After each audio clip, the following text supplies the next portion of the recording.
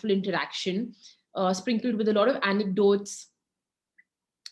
So for all of you who are joining us back again, thank you so much for taking out time. We had a wonderfully insightful conversation with Dr. Kalpana Gopalan, a very senior IAS officer of the 1987 batch, currently Additional Chief Secretary with the Government of Karnataka.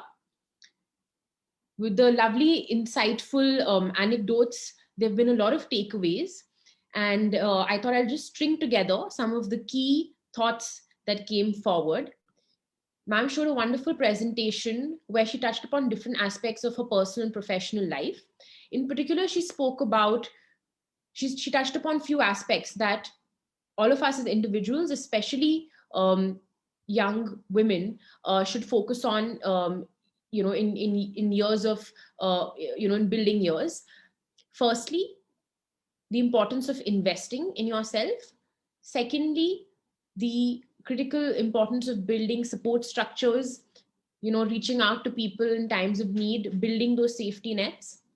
Thirdly, she spoke about the importance of marching to your own, to the beat of your own drum, to creating your own niche, your own path.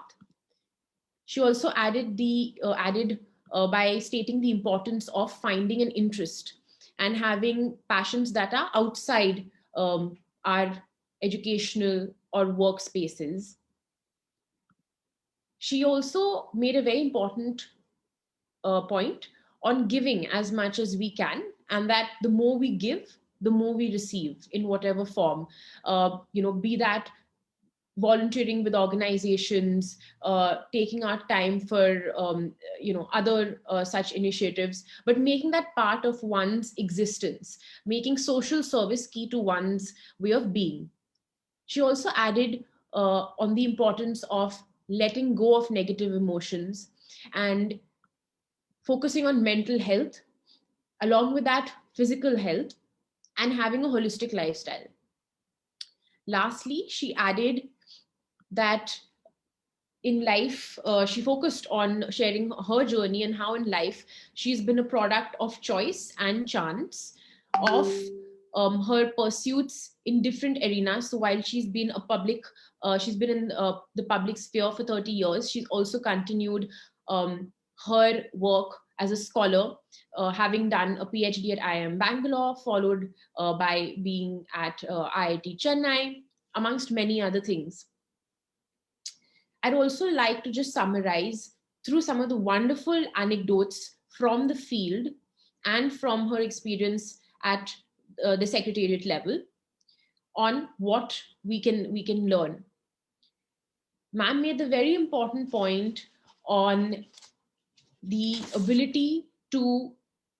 increasingly important ability to be agile in today's day and age, the importance of being able to skill, learn, relearn, unlearn altogether. Along with this, she spoke about her own journey, where she believes that she has gone more from being somebody who was very precision engineering driven in terms of her schedules, her way of functioning, to being more flexible and fluid in her way of being. That was one. Along with that, she spoke about the importance of values, greater commitment to social good, something that being in public service had given her the platform to do. She spoke about the importance of education, female literacy, and the importance of having support networks, mentors, and so on, especially as women move up the workforce and the work ladder. Along with this, we discussed what she thinks and how she thinks her leadership style has changed across the decades. I asked her what she felt was the difference between a manager, a boss, and a leader. And she very articulately said how when a team is in a flow state, when the task and the vision at hand is above everything else, that is when she gets more satisfaction. So the takeaway being that for all of us, structures are secondary, and the larger the goal towards which the work is undertaken is primary, and therefore these identities, these notions, these structures are really secondary. And to that, she added that for her, even something like gender, while they may have been instances where she's felt subtle aspects of gender discrimination, because that really is a legacy. That legacy of differentiation is something that all women have to deal with. But as she um, deals with her work, she doesn't see herself as a woman or a female officer, but as an individual first. And that this is probably something that we should keep in mind: building our skill sets, our resources, investing in ourselves as an individual, and not gendering ourselves, not being gendered and not gendering ourselves.